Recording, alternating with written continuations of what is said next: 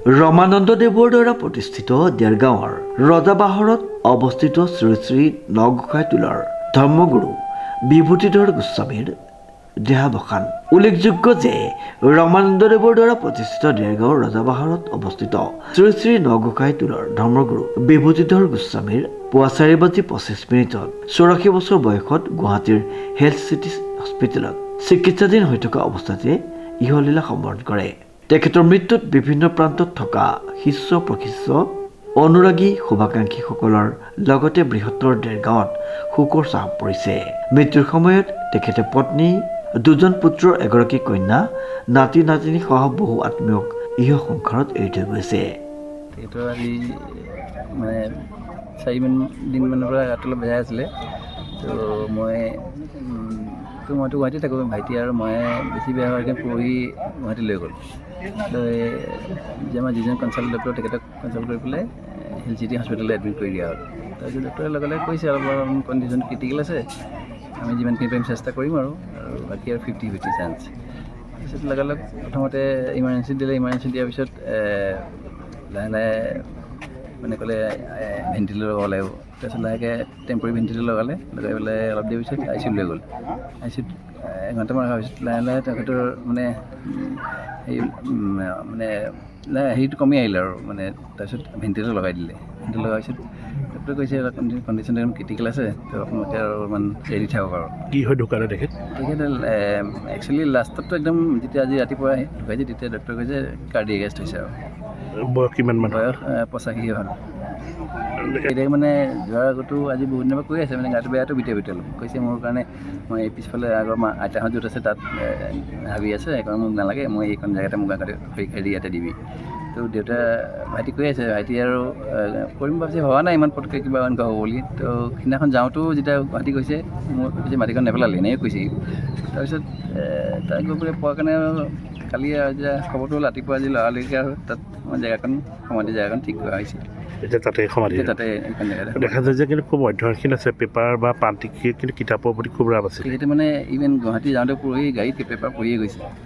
ইমান প্ৰতিদিনে পেপাৰখন ৰাতিপুৱা আহে, দিনটো পেপাৰ পঢ়ে আৰু। আপোনালোকৰ ইয়াত বহুত বছৰ ধৰি দুৰ্গা পূজা হৈ আছে। পূজাটো আমাৰ বহুত আজোকোৱা দিনৰ পূজা আৰু। তেখেতে কিন্তু বাহিৰত পূজা কৰিবলৈ নাযায়। আমাৰ সেইটো গাঁওখনৰ পৰম্পৰা নাই বাহিৰত পূজা কৰাটো। ঘৰে শিষ্য প্ৰশিষ্য আপোনালোকৰ অসম তথা ভাৰতবৰ্ষৰ বিভিন্ন প্ৰান্তত আছে। আছে চব জেগাতে আছে। আজি সব প্ৰায়বিলাকে আহিছে, যিমানখিনি পাৰিছে আহিছে আৰু গুৱাহাটীতো আহিলে বহুত। মোৰ দীক্ষাগুৰু, গুৰুৱে নহয় পিতৃপল্লৱ তেখেত মোৰ কাৰণে তথাপত। আৰু দেৰগাঁৱত আচলতে সকলো মানুহে তেখেতক এজন অতি অমায়িক আমাৰ প্ৰভু বুলি কয়।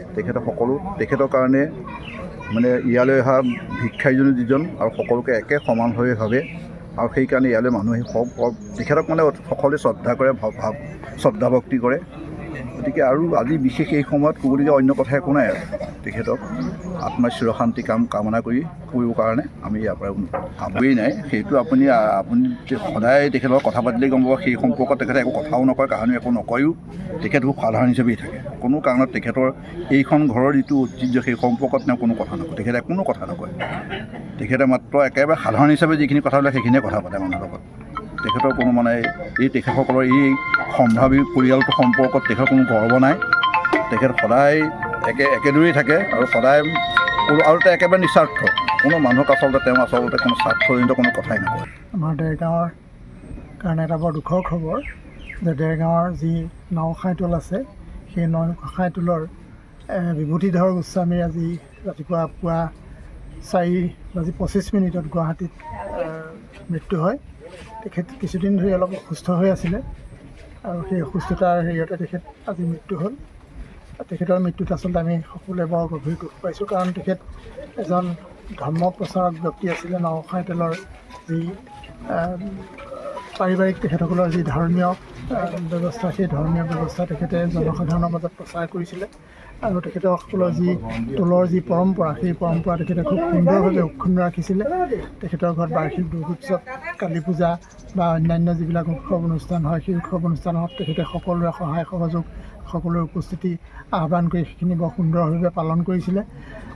এনেধৰণে তেখেত আচলতে সকলোৰে মাজত এজন বৰ জনপ্ৰিয় ব্যক্তি আছিলে। তেখেতসকলৰ যথেষ্টখিনি শিষ্য প্ৰশিষ্য আছে। আজি তেখেতৰ মৃত্যুত শিষ্য প্ৰশিষ্য সদস্যসকলেও যথেষ্ট দুখ পাইছে আৰু সেই সকলো আহি আজি তেখেতৰ বাসগৃহত সকলো উপস্থিত হৈছেহি। আমি তেখেত আচলতে সাহিত্যিকভাৱে এজন অতি মানে সকলোৰে জনপ্ৰিয় ব্যক্তি আছিলে। তেখেত খুব ভাল, সকলোৰে লগত তেখেতৰ বৰ ভাল আছিলে। তেখেত বৰ আপোন ভোলা ব্যক্তি আছিলে। সকলোৰে লগত খোলা মনেৰে তেখেতে কথা বতৰা পাতিছিলে, সকলোৰে ভাল বেয়া খা খবৰ ৰাখিছিলে আৰু সকলোকে তেখেতে সমভাৱ কৰিছিলে। আৰু এই সমভাৱ কৰাটোৰ বাবেই তেখেত সকলোৰে মাজত জনপ্ৰিয় হৈ পৰিছিলে। তেখেতসকলৰ যথেষ্ট পৈতৃক সূত্ৰে যথেষ্টখিনি তেখেতসকলৰ ঐশ্বৰ্য বিভূতি বা মাটি বাৰী আছিলে, সা সম্পত্তি আছিলে পৈতৃক সূত্ৰে লাভ কৰা, কিন্তু তেখেত সেইবিলাকৰ প্ৰতি নিস্পৃহ আছিলে।